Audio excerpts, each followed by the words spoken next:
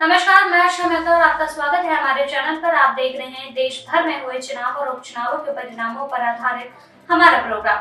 सबसे पहले शुरुआत करेंगे महाराष्ट्र के विधानसभा चुनावों में, जहां महायुति ने जबरदस्त जीत के साथ महाविकास आघाड़ी को धूल चटा दी है। एक तरफ परिणाम देखने को मिला महाराष्ट्र में, जहां 221 सीटों पर महायुति की लीड है और महाविकास आघाड़ी सिमट गई है सिर्फ 55 सीटों पर।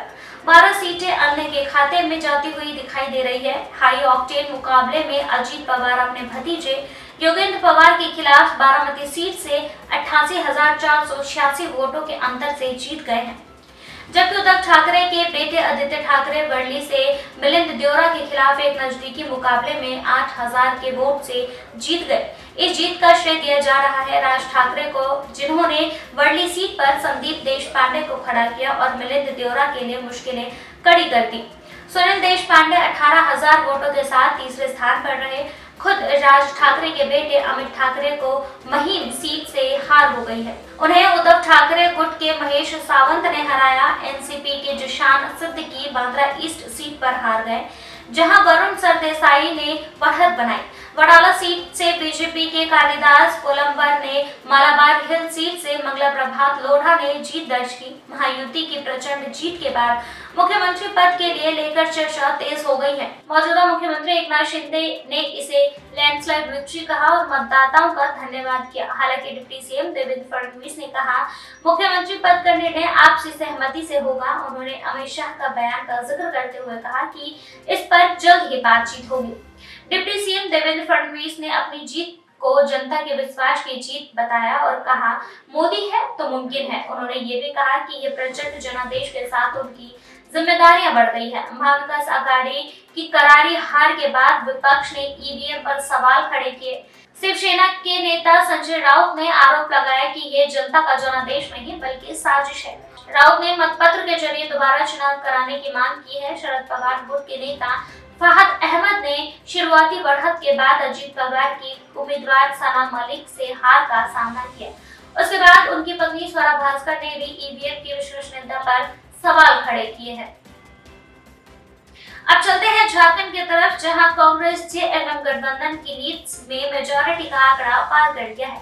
झारखंड विधानसभा चुनाव 2024 के परिणामों में मुख्यमंत्री हेमंत सोरेन के नेतृत्व में झारखंड मुक्ति मोर्चा और उनके गठबंधन को बड़ी सफलता दिलाई है। राज्य की 81 विधानसभा सीटों के लिए हुए चुनावों के परिणामों में जेएमएम और उनके सहयोगी दलों ने 50 से अधिक सीटों पर बढ़त बनाई है। ये जीत राज्य में पहली बार लगातार दूसरी बार सरकार बनाने का अवसर दे रही है। जेएमएम के उम्मीदवार मुख्यमंत्री हेमंत सोरेन बरहेट सीट से 26,000 से अधिक वोटों से आगे है। वहीं उनकी पत्नी और जेएमएम उम्मीदवार कल्पना सोरेन भी गांधी सीट पर 8,000 से अधिक वोटों की जीत की ओर बढ़ रही है। चुनाव में जेएमएम ने 41 सीटों पर चुनाव लड़ा था, जबकि उनके सहयोगी दल कांग्रेस 30 सीटें, आरजेडी 6 सीटें और सीपीआई-एमएल 4 सीटों में भी हिस्सा लिया है। भाजपा के नेतृत्व वाले एनडीए ने 68 सीटों पर अपने उम्मीदवार उतारे, लेकिन परिणाम में जेएमएम और उनके सहयोगी दलों ने बढ़त बना ली है। जेएमएम के उमाकांत रजक ने चंदन खियारी सीट पर भाजपा के उम्मीदवार को हराया। वहीं सीपीआई के चंद्रदेव महतो ने सिंदरी सीट पर भाजपा की तारा देवी को हराया। इसके अलावा भाजपा के उम्मीदवार चंपई सोरेन सरायकेला में 29,000 वोटों से आगे चल रहे हैं और राज्य सदर में भाजपा के नेता सीपी सिंह 7वीं बार जीत की ओर बढ़ रहे हैं। अब तक के परिणामों के अनुसार जेएमएम और उनके गठबंधन ने स्पष्ट बहुमत प्राप्त कर लिया है और राज्य में सत्ता की वापसी की संभावना है। अब चलते हैं उपचुनावों की तरफ। उत्तर प्रदेश में 9 सीटों पर उपचुनाव बीजेपी और सपा दोनों की नाक का सवाल बन गए थे। काफी तेज तर्रार चुनाव प्रचार के बाद ये चुनाव हुए, जिसमें सपा अपने लोकसभा में जीत के घोड़े पर सवार थी। गठबंधन में कांग्रेस को दरकिनार करके उन्होंने सभी सीटों पर अपने उम्मीदवार घोषित कर दिए थे। ये चुनावी परिणाम सपा के लिए एक आंख खोलने वाला सबक कहे जा सकते हैं। 7 पर 2 उत्तर प्रदेश बायपॉल का परिणाम रहा। बीजेपी के फेवर में बीजेपी कैंडिडेट दीपक पटोले फूलपुर सीट से जीत गए हैं। गाजियाबाद और खेर में भी बीजेपी जीत गई है। मीरपुर से आरएलडी उम्मीदवार आगे हैं, जबकि कुदर की कठेरी और मझुआ सीट से बीजेपी उम्मीदवार आगे हैं। सपा सिर्फ 2 सीटों पर जीतने में सफल हुई है, करहल और ससनो। डिम्पल यादव ने गलतियों को स्वीकारा और आत्ममंथन करने की बात कही। पश्चिम बंगाल में हुई सभी 6 सीटों पर तृणमूल कांग्रेस ने जीत हासिल की है, जबकि उत्तराखंड की एक सीट केदारनाथ पर हुए उपचुनाव में बीजेपी ने बाजी मार ली है। सिक्किम में 2 विधानसभा सीटों पर हुए उपचुनावों में सिक्किम क्रांतिकारी मोर्चा ने उम्मीदवारों को निर्विरोध जीत दर्ज की है।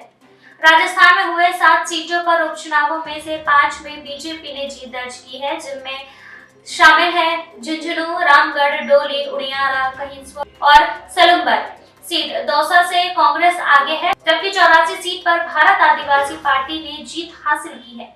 पंजाब की 4 सीटों में से 3 पर आप और 1 सीट पर कांग्रेस ने जीत दर्ज की है। मध्य प्रदेश में विजयपुर में कांग्रेस जीत गई है और बुढ़नी से बीजेपी लीड कर रही है। केरल के पलक्कड़ से एक बेहद रोमांचक मुकाबले में कांग्रेस के राहुल मंकुटाथिल ने जीत दर्ज की है। कर्नाटका के तीनों सीटों पर कांग्रेस जीती है। निखिल कुमार स्वामी जो देवगौड़ा के पोते हैं, उन्होंने कर्नाटका में हार का सामना करना पड़ा है।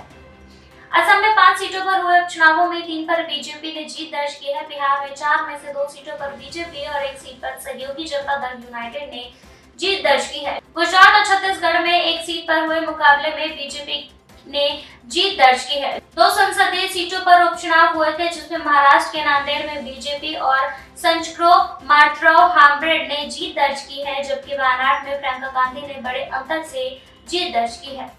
फिलहाल के लिए बस इतना ही। ऐसे ही और भी खबरों को देखने के लिए देखते रहिए हमारे चैनल को और इसे लाइक, सब्सक्राइब एंड शेयर करना ना भूलें।